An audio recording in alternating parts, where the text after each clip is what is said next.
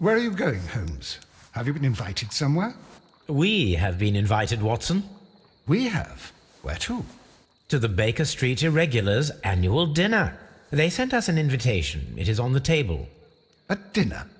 How could those street urchins afford anything like that? I can't understand your interest in them, Holmes. They're dirty. They wouldn't hesitate to steal your wallet. Watson, you should be excited. It is a secret dinner. Its location changes every year. Read the menu. Sounds mouth-watering. All right. We, the secret police of Baker Street, invite you, Sherlock Holmes, and Dr. Watson to our annual dinner. Menu, entree, frozen rat head salad. Is this a joke? Not at all. Pray continue. Main course, sow's udder in Danny Nutcracker's way. Sounds disgusting, Holmes. Hedgehog goulash. Street turnips in homemade juice. And it goes on. I can hear them on the stairs now. Oh, we can't go there. We can't eat that. Watson, you'll hurt the feelings of those poor children. We have to go. Oh, Mr. Holmes. It is fine, Mrs. Hudson. Mr. Holmes! Wiggins, Dr. Watson is getting ready. He will be delighted to join us. You don't look well, my young man. Is there something wrong? Don't tell me the dinner is cancelled. Mr. Holmes, it's my brother Leighton. He's in a prison cell. They say he's killed 2 men. You have to help us, Mr. Holmes, because I know he didn't do it. Where is he now? From what I've heard, they took him to the yard, and they gave him a good beating already. You know what they're like. They'll hang him. They won't look any further. Holmes, we have to help him. Well, and forget about the dinner. Wiggins, I'll take the case. You're fantastic, Mr. Holmes. I'll be waiting for you at the crime scene. You'll be there, right? It's on Half Moon Street in Whitechapel. Very well.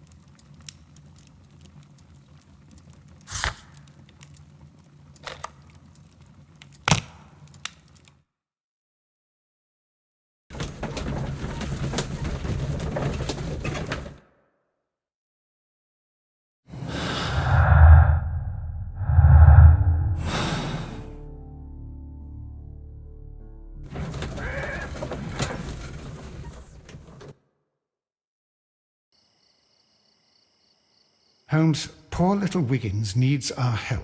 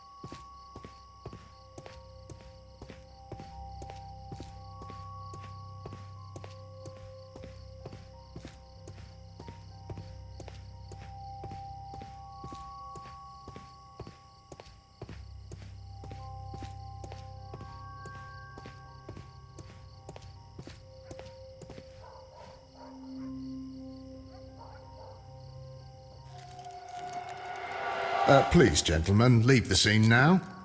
Oh, Mr. Holmes, is that you? Good evening, Constable... Constable Marrow. I was here with Inspector Aberline during the Ripper case, Mr. Holmes, back in '88. But then this is nothing like that case. With this one, we've got the murderer, the weapon, and the statements, which speak for themselves. Of course, Marrow. But you know that appearances can sometimes be deceiving.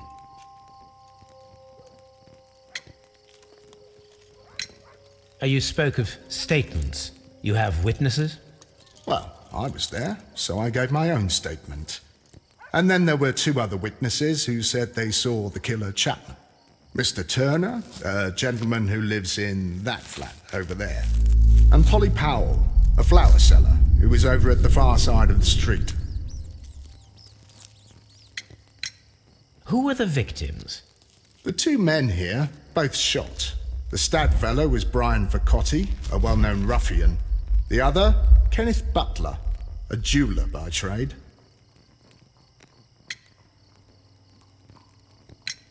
So, Constable Marrow, I should be delighted to hear your testimony. I was standing at the north side of Half Moon Street. That was the side that you came from. But you would have been unable to observe this part of the street, where we are standing now. That is correct. But I saw the two victims slowly enter Half Moon Street, and then shortly after, the fireworks started. A few minutes after that, the fellow Chapman rushed towards me and ran into Half Moon Street. Please continue. I didn't pay attention, but suddenly I heard a woman's cries and police whistles on the other side of Half Moon Street. I rushed over there and I saw the two dead bodies on the ground. When I reached Whitechapel Street, I saw Leighton Chapman. He'd been caught by two police constables.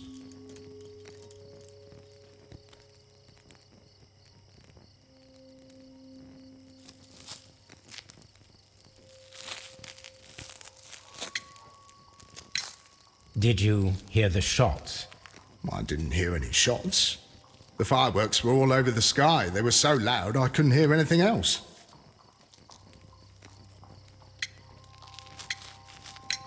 What were the fireworks in honor of, Constable? Well, today's Queen Victoria's birthday, Mr. Holmes. Yes, I appear to have lost track of the days.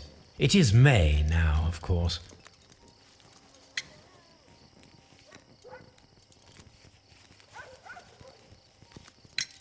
Constable Marrow, what else caught your attention while you were running through Half Moon Street?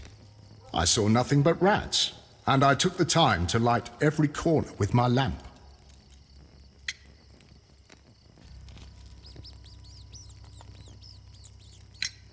Did you happen to look up at Mr. Turner's window when you were on Half Moon Street at that time? Yes, I saw that the window was open, but no one was there. It was dark in the room. Constable, your statements have been of great value to me.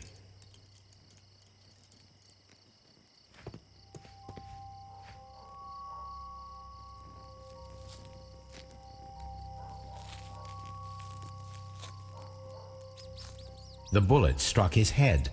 This man didn't stand a chance.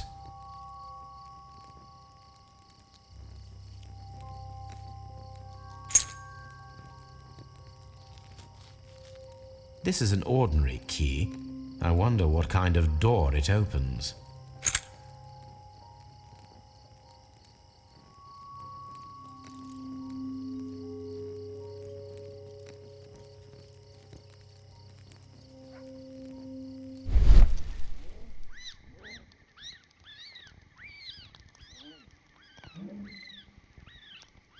A piece of wood that has stuck between the cobblestones. Let us take a closer look.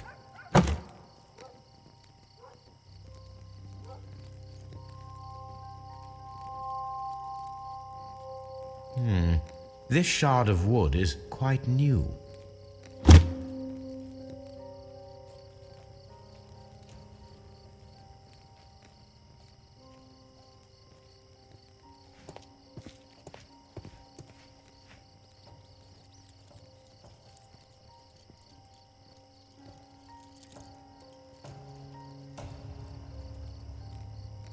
He tried to stop the bleeding with his hand. Death was not instant.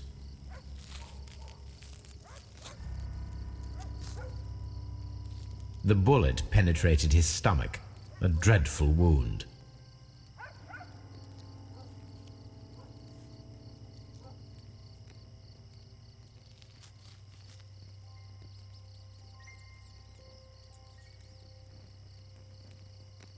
Brian Vercotti suffered greatly.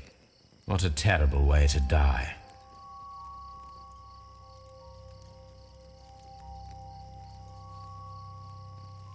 A tattoo from Westgate Prison. Vercotti must have done some time there.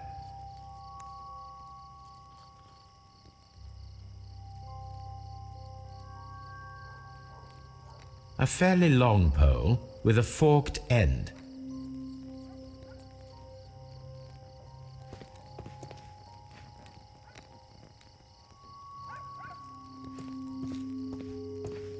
A fairly long pole with a forked end.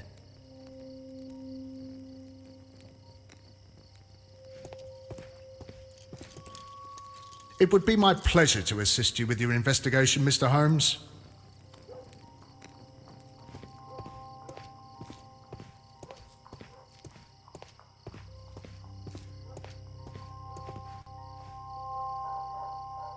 Good evening, Mr. Turner. I heard Constable Marrow reply to you as Mr. Holmes. Are you that detective, gentleman? I've heard of you. And well, I know things about this evening. Excellent. Might we hear your story?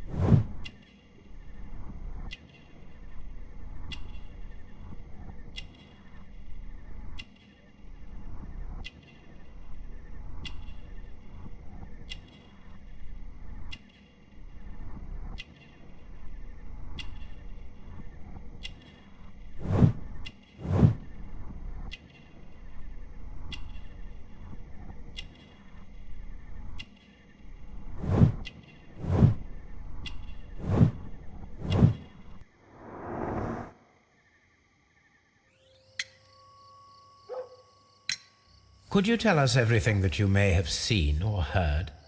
I was already in bed when the fireworks started. A few moments after, I clearly heard 2 gunshots from outside. Please continue. I quickly got up and I grabbed the lamp from my nightstand and I rushed towards the window. I looked down and I saw 2 bodies. And there was a man with a gun who was standing nearby. Where exactly? Well, near this body. Did he notice you? I don't think so.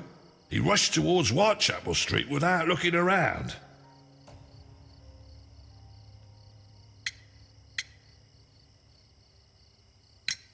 Mr. Turner, did you see anyone else in the street? No, I saw no one but that man, the murderer, the fellow they caught. Were the 2 shots you heard consecutive?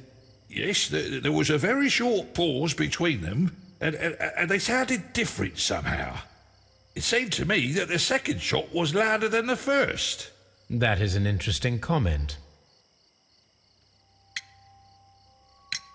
Mr. Turner, what were your actions after you stepped up to the window?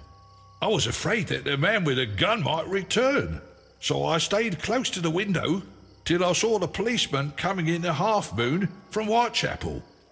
Then I walked out to tell them everything I saw. You have helped us a great deal, Mr. Turner.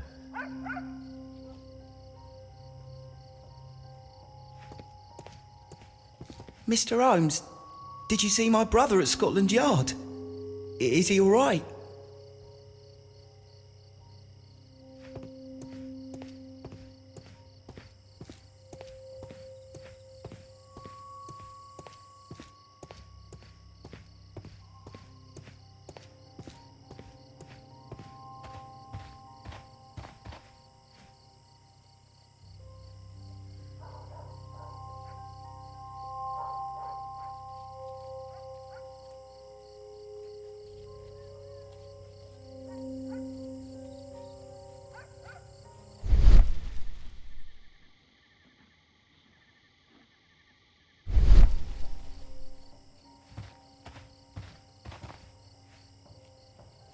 Mrs. Powell? What do you want? My name is Sherlock Holmes. I'm assisting the police with their investigation of the crime that took place this evening. Well, I've already gave my testimony, but very well.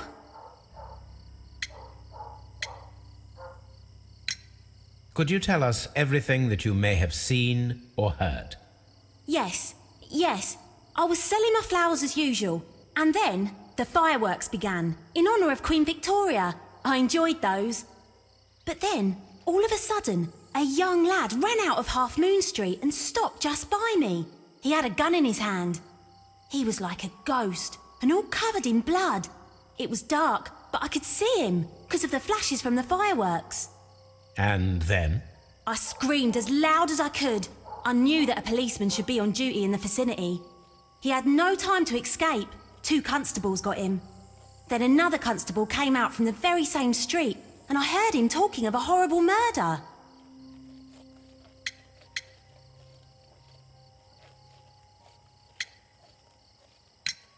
Did you see anyone else leaving Half Moon Street prior to or at the time of the crime? No, sir, I did not. Even with all the fireworks, I was very attentive, as I'm always on the lookout for customers. Mrs. Powell, did you hear the gunshots? I'm not sure. You know, what with the fireworks? My thanks to you, Mrs. Powell.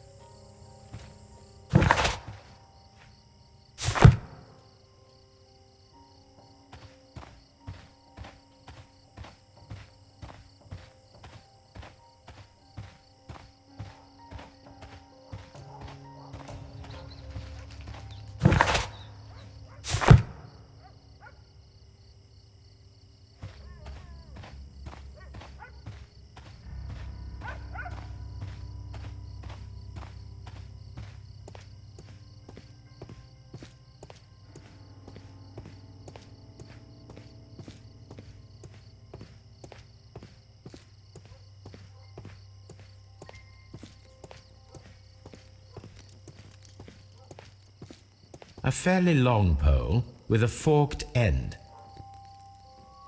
I'm always wondering what's on your mind, Holmes.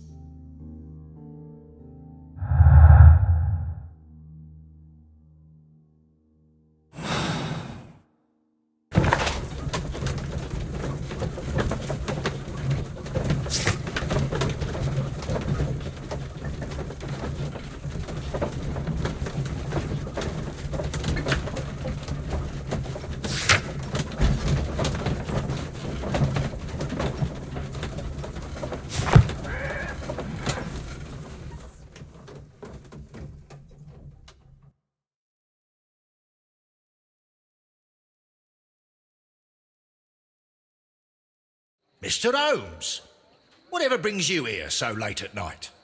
I'm interested in the case of young Leighton Chapman. He was arrested earlier this evening and accused of a double murder. I beg your pardon? That case is quite clear to the police. Or are there any new facts that we don't know about? Who knows, Inspector? Look, you are free to investigate, of course, Mr. Holmes. Chapman was arrested with a revolver in his possession, which you can find in the evidence room. The suspect himself is in custody. Did you find anything else on his person?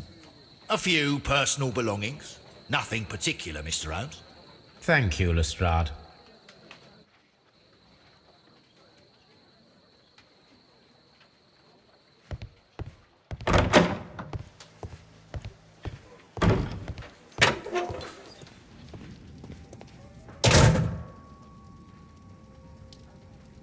A cheap watch, bought with his own money, no doubt. These cigarettes are filled with cheap tobacco, nothing interesting.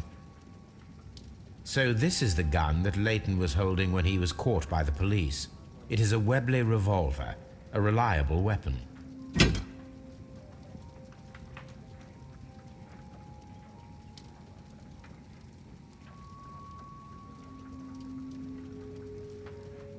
It seems as though the shells were not removed from the cylinder.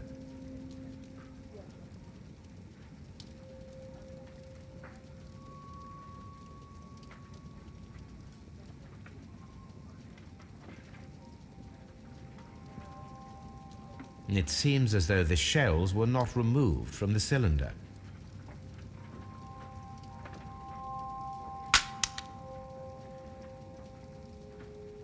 Two out of the 6 shells have been fired. There were 2 shots.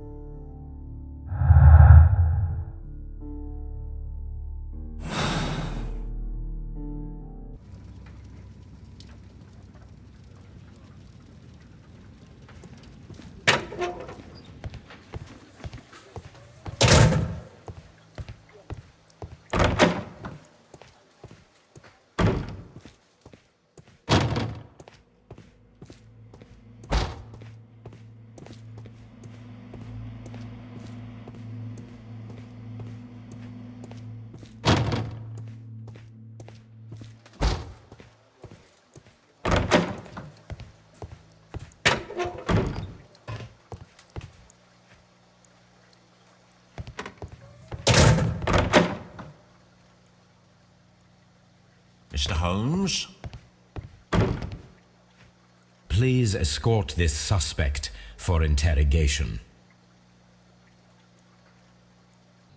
Good evening, Mr. Chapman. Who are you? I've got nothing to say. It's all a mistake. Calm down, Leighton. I have come here to help you. To find out if you truly are innocent, as your younger brother Wiggins has told me. My brother? You know him? Then that means you're... Sherlock Holmes. Oh, blimey. All right, Mr. Holmes. I'll tell you everything.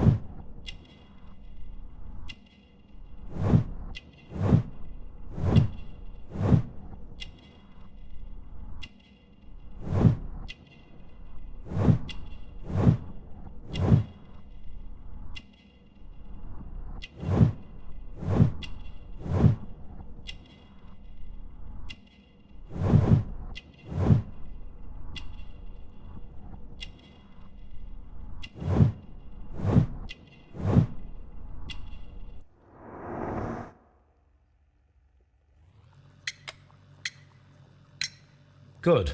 Tell me your account of what happened. I left my work and I hurried up to see the fireworks in Whitechapel. I was late, so I decided to cut through Half Moon Street. I saw the first fireworks light up in the sky.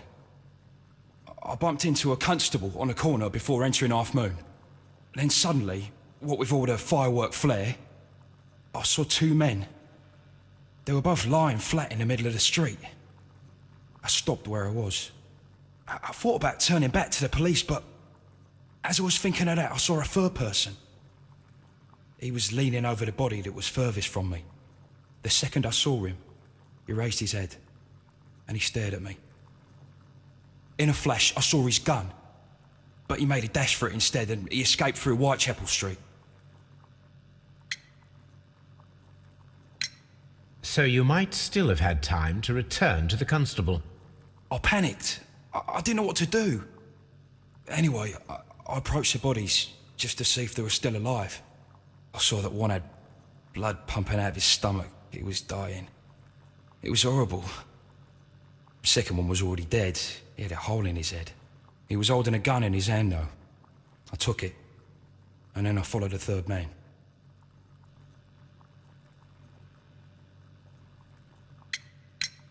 Interesting. Pray, continue.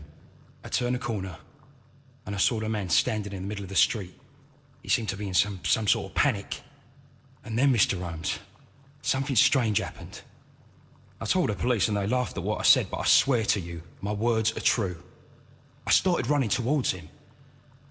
But then I was blinded by a flash. It was so bright that I hardly saw anything for a good dozen seconds. But I kept running forward. As I arrived in Whitechapel, I heard a woman screaming. And then I was caught by the police. But there wasn't a trace of that man. Of course, then they found a gun and all that blood. I couldn't see the murderer escaping and all that mess. Perhaps I was still half-blinded at that moment. A thrilling account, my young man. Leighton, are you able to describe the person whom you saw standing in Half Moon Street? Well, I wasn't able to see his face at all. It was too dark, and he was too far away. I could see his silhouette. And what about that? Nothing so special. He was wearing a jacket. He was quite average in size and his weight. I see. Was there anything else that struck you at the time? No. But perhaps... It's strange, but I can't remember the sound of his footsteps as he was running away.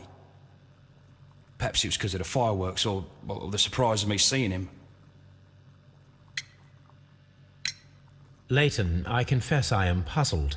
Why should a young lad like you take a gun from the hands of a dead man and set off in pursuit of a probable killer? I know. I keep wondering that, but at the time it was like a reflex. A criminal ought to be arrested, and he was armed. You were willing to risk your life. That was a little foolish, unless you wanted revenge. No, Mr. Holmes. I was just being brave and stupid.